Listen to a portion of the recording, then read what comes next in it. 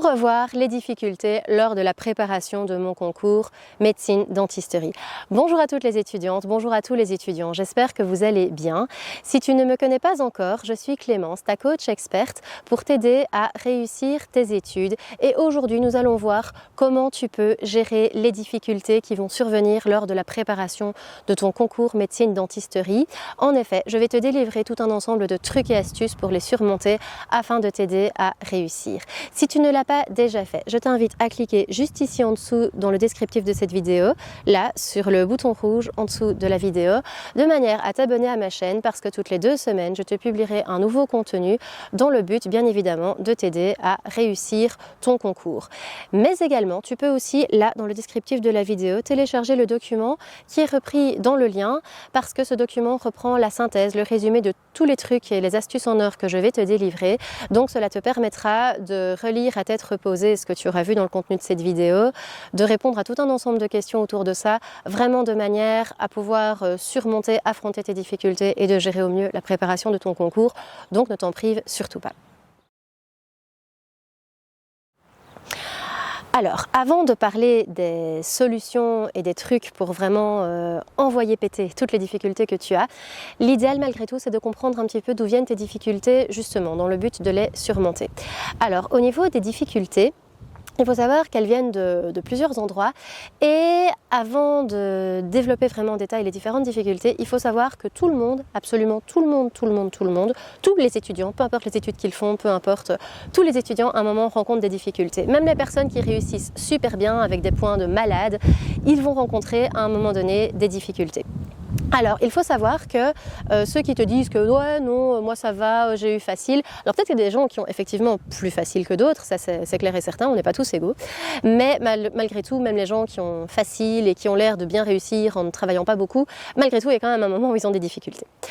Alors, les difficultés propres à tout le monde, vraiment tout le monde sans exception, c'est simplement le fait qu'avec le temps qui passe, le temps que tu vas prendre pour préparer un examen quelconque, peu importe que tu travailles cet examen longtemps, pas longtemps, mais avec le temps qui passe, tout le monde à un moment en a marre. Tout le monde à un moment se sent découragé, même si après on reprend courage et que ça va, mais tout le monde à un moment sature, n'en peut plus, ça devient indigeste, envie de faire autre chose. Ça c'est vraiment universel, c'est vraiment tout le monde qui vit ça.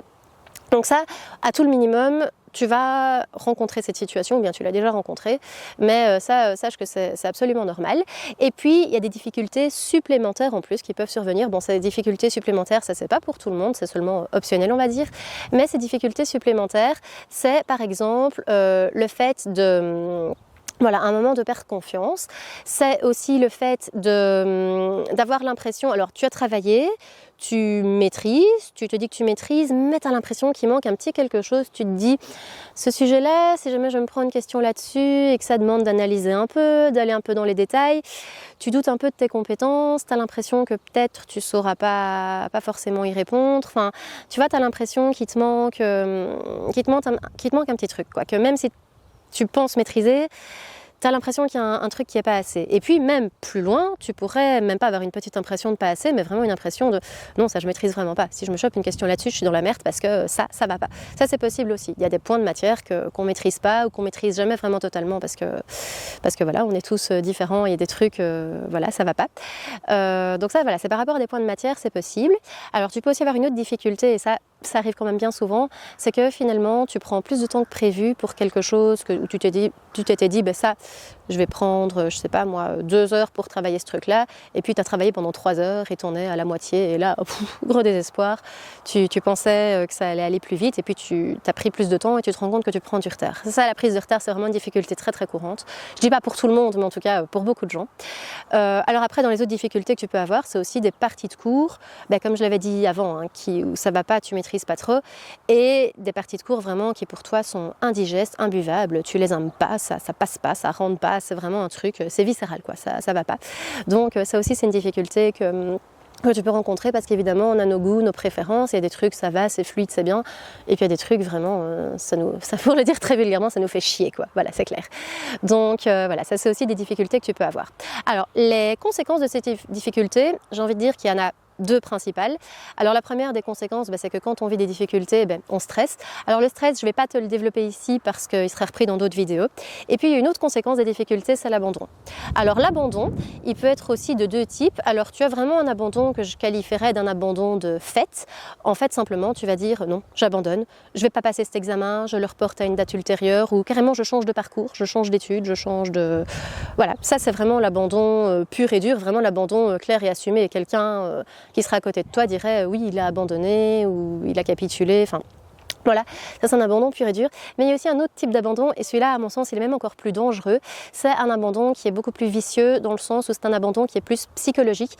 Et cet abandon psychologique, en fait, le problème, c'est que dans certains cas, tu pourrais ne même pas en être conscient. En fait, tu as plus ou moins abandonné dans ta tête parce que tu te rends compte que c'est difficile, tu te rends compte que ça va pas, ou pas assez bien, pas suffisamment. Et donc, dans ta tête, tu t'es déjà un petit peu résigné au fait que ton examen, ça n'allait pas aller. Et en fait, le problème de cet abandon psychologique, c'est que si tu en es convaincu, et encore pire, si tu en es convaincu sans en être vraiment conscient, c'est que tu n'as plus la même attitude par rapport aux efforts que tu fais. Et donc, tu étudies parce qu'il faut bien étudier, parce que tu vas aller passer ton examen. Mais tu étudies sans plus trop y croire et donc tu ne te donnes plus les mêmes moyens que ce que tu te donnais avant d'avoir abandonné psychologiquement. Et donc ça, évidemment, c'est un gros problème.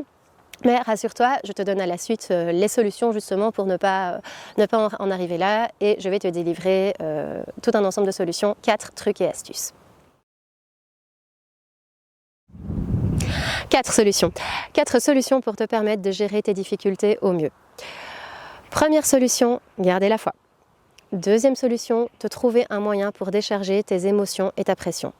Troisième solution, te paramétrer sur un état d'esprit positif et non négatif. Quatrième solution, ne jamais abandonner. Pour la première solution, garder la foi, il y a 4 sous-points. Premier sous-point, c'est universel. Deuxième sous-point, c'est transitoire. Troisième sous-point, c'est résolvable. Quatrième sous-point, tu as un rêve. Alors, pour ce sous-point, pour le premier sous-point du grand point, garder la foi. Alors, le premier sous-point, quand je dis que c'est universel, alors ce qui est universel, en fait, c'est le fait que tout le monde a des difficultés sans exception, comme je t'en ai déjà parlé. Et en fait, ça, tu dois vraiment en être convaincu, tu dois être convaincu dans ton esprit que tout le monde a des difficultés. Parce que si tu penses que tu es le seul, tu vas te sentir comme étant la personne qui va pas y arriver. Alors qu'en fait, tous les étudiants qui sont passés avant toi ont eu aussi des difficultés et plein d'étudiants parmi ces étudiants ont fini par réussir. Et peut-être même que toi-même, tu as aussi eu des difficultés par le passé par rapport à quelque chose et tu as quand même fini par aller au bout de tes objectifs, par réussir, peut-être même réussir des examens, si c'était des difficultés liées à des examens comme ça. Donc voilà, de savoir que vraiment c'est universel et d'être convaincu que c'est vraiment le cas pour tout le monde, déjà ça t'enlève une pression et ça ne te met pas dans une posture de faiblesse ou de cas à part. Alors pour le deuxième sous-point, le fait que ce soit transitoire, alors simplement par rapport à un examen que tu dois passer, c'est aussi limité dans le temps. Tu as une date, tu as l'examen que tu dois passer et une fois que l'examen est passé, c'est fini, c'est terminé. Et donc à un moment, si tu es découragé, que tu en as marre, de savoir que voilà, dans une semaine j'en suis quitte et c'est fini, de savoir que je dois faire des efforts encore pendant une semaine et qu'il y a une date de fin à ces efforts, c'est positif aussi parce que ça permet justement de garder le cap et de se dire allez, je fais les efforts maintenant mais après c'est tout, après je me récompense, après ça ira mieux et tout ça. Alors, pour le troisième sous-point, par rapport au fait que c'était résolvable, en fait, c'est que oui, il y a beaucoup de difficultés qui sont vraiment tout à fait résolvables. Et alors, il faut savoir que par rapport à ces difficultés qui sont... résolvables, c'est que de un, tu peux être capable de les résoudre toi-même en t'acharnant plus, en regardant dans des livres de référence, en travaillant plus, en t'organisant mieux. Enfin voilà, tu peux résoudre par toi-même. Mais aussi, si vraiment ça ne va pas, que tu as besoin d'aide, tu as plein de personnes que tu peux aller consulter, que ce soit une consultation psychologique si c'est vraiment l'état d'esprit, vraiment à l'intérieur de toi, t'es pas bien, ou bien des personnes qui font du coaching, qui vraiment aident les étudiants, ou bien des profs particuliers, ou des professeurs à l'école, enfin des amis qui pourraient t'expliquer certaines parties de cours. Donc il y a vraiment beaucoup de choses qui sont résolvables, donc eh bien ça en tête. Et alors, vraiment le quatrième sous-point, j'ai même envie de dire limite que c'est le plus important, c'est que si tu es là en train d'étudier pour cet examen, tu le fais pas juste « oh tiens, je vais aller passer un examen pour le fun ». Non, tu le fais pas pour ça. Tu le fais parce que tu as un rêve, parce que tu as vraiment un objectif que tu vois très loin là-bas, tu vois le diplôme que tu veux obtenir pour avoir après le métier de tes rêves, et donc de savoir pourquoi tu en es là à travailler cet examen pendant que d'autres sont peut-être en train de s'amuser ou de se détendre ou quoi, et que toi tu n'as pas ce droit parce que tu es focalisé sur ton étude, de savoir que tu fais ça pour un rêve que tu as, un objectif que tu as, de savoir que tu le fais pas pour rien et que ce sont des efforts que tu fais vraiment pour parvenir à ton but, ça permet vraiment d'accepter ta situation et justement de rester focalisé dessus et te dire allez j'y vais encore, oui je veux ça, oui je veux y arriver, et t'es là et t'y vas et t'avances et t'y vas à fond quoi. Alors après, pour reprendre dans l'autre liste les grands points de difficulté, là j'ai fini le premier sous-point, pour passer au deuxième point, sur le fait de se trouver un moyen pour décharger la pression et les émotions, c'est qu'en fait, il y a deux catégories de personnes. Il y a des personnes qui, quand ça va pas, directement disent que ça va pas et se défoulent et râlent et le disent et tout ça. Et puis il y a des personnes qui prennent sur elles, et alors elles prennent, et puis vraiment au bout d'un moment, il y a juste trop sur les épaules, et là ça explose, c'est la goutte d'eau qui fait déborder le vase. Alors bien souvent, quand c'est vraiment le moment où on explose, bien souvent on n'explose pas tout seul, là comme ça d'un coup je suis tout seul et ça monte et waouh, ça va pas, c'est l'ouragan. Bien souvent, quand on explose, c'est qu'il y a eu un petit élément déclencheur, un petit truc. Alors ça peut être toi tout seul derrière ta feuille, tu lis une phrase et c'est la phrase de trop que tu comprends pas, c'est le truc de trop où ça va pas, et là tu peux exploser. Mais malheureusement, bien souvent quand on explose, c'est toujours par rapport à quelqu'un. Quelqu'un aura fait un petit truc, aura dit un petit truc, et là, bam, tempête, c'est la grosse décharge, le tonnerre, et c'est pour la personne qui a rien compris en fait à ce qui lui arrive. Elle a juste dit un petit machin ou fait un petit machin, et bam, ça lui tombe dessus. Alors peut-être qu'effectivement la personne t'a vraiment dit un truc qui a vraiment été déplacé, qu'elle n'avait pas à dire, ou qu'elle a fait quelque chose du style, elle est allée te dire ouais, de toute façon tu vas rater, bon là je peux comprendre que ça monte. Maintenant si c'est un petit truc un peu anodin du style, je sais pas, tes parents te demandent un petit coup de main pour mettre la table, alors ils n'ont pas fait une demande waouh de la mort qui tue. Maintenant c'est clair, la demande n'est peut-être pas tombée au bon moment parce que tu étais justement concentré et en fait tu t'énerves pas parce qu'ils t'ont demandé de mettre la table, mais parce que voilà, tu étais vraiment lancé dans ton truc et c'est justement le moment où tu voulais pas être interrompu et ça tombait trop mal. Les parents comprennent rien et puis ça monte et puis ça prend des proportions inimaginables juste parce que tu n'as pas trouvé un moyen de décharger toute cette pression de stress et finalement c'est tes parents qui se prennent le truc quoi.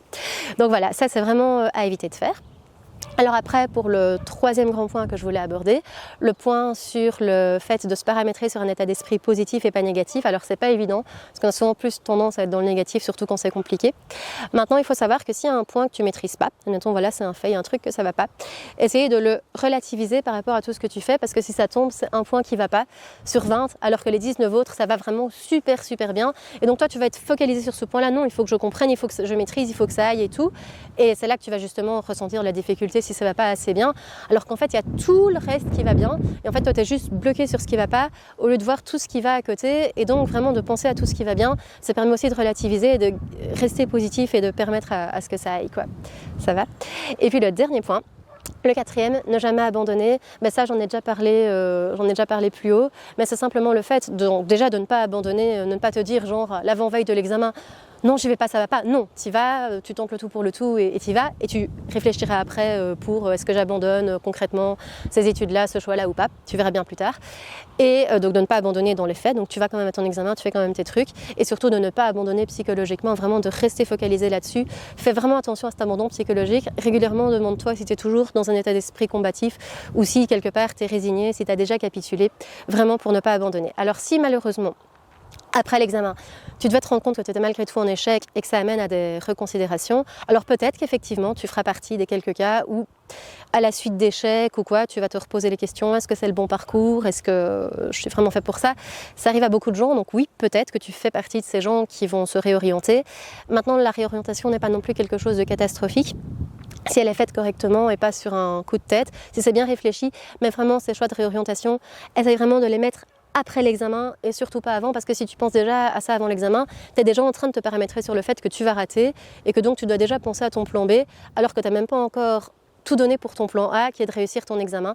Donc vraiment tous ces choix-là, réorientation, machin, après l'examen. Tu auras tout le temps d'y penser, très sincèrement.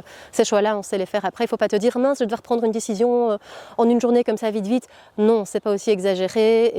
Et si jamais, admettons que pour une raison X ou Y, tu doives te décider comme ça en un temps record, dans ce cas-là, va voir un professionnel, fais-toi aider, trouve des moyens pour faire ce choix au mieux et pas en vitesse dans la précipitation, mais essaye de ne pas penser à ça avant ton examen. Et alors, si jamais voilà, tu te fais malgré tout rater dans le fait que je te dise qu'il ne faut pas abandonner, surtout psychologiquement, c'est que derrière chaque échec, et un échec, un examen en fait partie aussi, c'est qu'il faut essayer, et c'est pas facile, mais de trouver le cadeau, l'opportunité qui est cachée derrière, essayer de se dire voilà, de cet échec qui me fait mal, c'est vraiment difficile, et je pars en connaissance de cause, hein. J'ai aussi raté des examens, d'accord, j'ai aussi raté une année, et voilà. J'ai eu des belles réussites, mais j'ai aussi un gros échec, hein. J'ai raté une année quand j'ai bossé comme une malade, donc je sais de quoi je parle. C'est vraiment d'arriver à voir le cadeau qui est caché derrière, même si tu ne le vois pas comme un cadeau ou comme un cadeau empoisonné, mais d'essayer de faire ton bilan et de te dire qu'est-ce qui s'est passé, pourquoi j'ai raté, comment, qu'est-ce qui n'a pas été, est-ce que j'ai mal géré mon temps, est-ce que j'avais pas assez confiance en moi, est-ce que j'ai trop guindaillé, est-ce que je m'y suis mis trop tard, est-ce que... Toutes ces solutions-là, en fait, c'est vraiment bien d'en faire le bilan pour un moment de te dire, voilà, ça a été mes faiblesses, et je dois les transformer, je dois les améliorer, toujours pour m'améliorer moi-même, parce qu'au plus on s'améliore soi-même, au plus on va loin dans la vie, au mieux on se sent dans la vie, et ça c'est important. Voilà, nous sommes déjà à la fin de cette vidéo. Je te remercie de l'avoir regardée jusqu'au bout, mais s'il te plaît, avant de partir, 2 petites minutes d'attention. Donc si tu ne l'as pas encore fait, n'oublie pas le lien juste ici en dessous, le bouton rouge pour venir t'abonner à ma chaîne, pour être tenu au courant des prochaines vidéos, mais aussi le document si tu ne l'as pas encore téléchargé, comme je te l'ai dit, juste là en description de la vidéo. Et la chose que je voulais te dire, la plus importante peut-être, c'est que ce serait intéressant que tu me mettes dans les commentaires toutes les difficultés que toi tu rencontres, difficultés qui sont peut-être déjà celles que j'ai reprises dans la vidéo, mais des supplémentaires que je n'aurais pas abordées, pourquoi pas, parce que moi, en voyant toutes les difficultés en commentaire, je peux après faire d'autres vidéos vraiment ciblées sur ces difficultés là pour aller plus en détail. Ici, j'ai ciblé des difficultés globalement, j'ai plutôt préféré me focaliser sur beaucoup de difficultés type, les reprendre pour les identifier, mais par contre après je peux vraiment développer au cœur même d'une difficulté pour donner des conseils et des astuces beaucoup plus précis sur cette difficulté-là. Donc si c'est justement concerné par des difficultés, celles que je cite ou d'autres supplémentaires, franchement note-les, moi ça me permet de m'améliorer et toi ça te permet d'avoir des vidéos après pour toujours t'améliorer et réussir tes études, donc tout le monde est gagnant. Donc franchement, vas-y, je te remercie et je te dis à dans 2 semaines. Ciao!